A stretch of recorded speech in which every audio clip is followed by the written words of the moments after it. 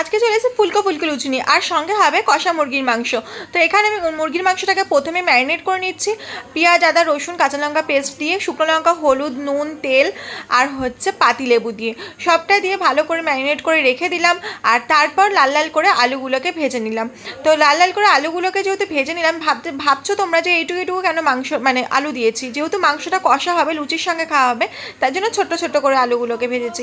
তো এই যে এখানে দিয়ে দিলাম শুকনো লঙ্কা ফোড়ন আর হচ্ছে পেঁয়াজগুলো লাল লাল করে ভেজে নিলাম। অবশ্যই যাদের বাড়িতে গোটা গরম মশলা থাকবে, আমার কাছে ছিল না তাই জন্য আমি দিতে পারিনি, তোমরাও কিন্তু দিয়ে দিও। আর এখানে দিয়ে দিলাম পেঁয়াজ আদা, মানে কিছুটা মশলা ছিল, পেঁয়াজ আদা রসুন কাঁচা লঙ্কার পেস্টটা, আর হচ্ছে জিরে হলুদ লঙ্কা সবটা মানে যা যা আর কি লাগে পরিমাণ মতন দিয়ে দিলাম। মাংসটা যেহেতু কষা হবে, আমি বারবার বলছি, ভালো করে আমি গ্যাসটা কমিয়ে ঢাকা দিয়ে মাংসটাকে সুন্দর করে কষিয়ে নিচ্ছি। আর যে এই যে দেখছো যে আমি ঢাকাটা দিয়ে দিয়েছি, ঢাকাটা দেওয়ার পরেই কিন্তু জল বেরিয়ে গেছে যেহেতু মুরগির মাংস।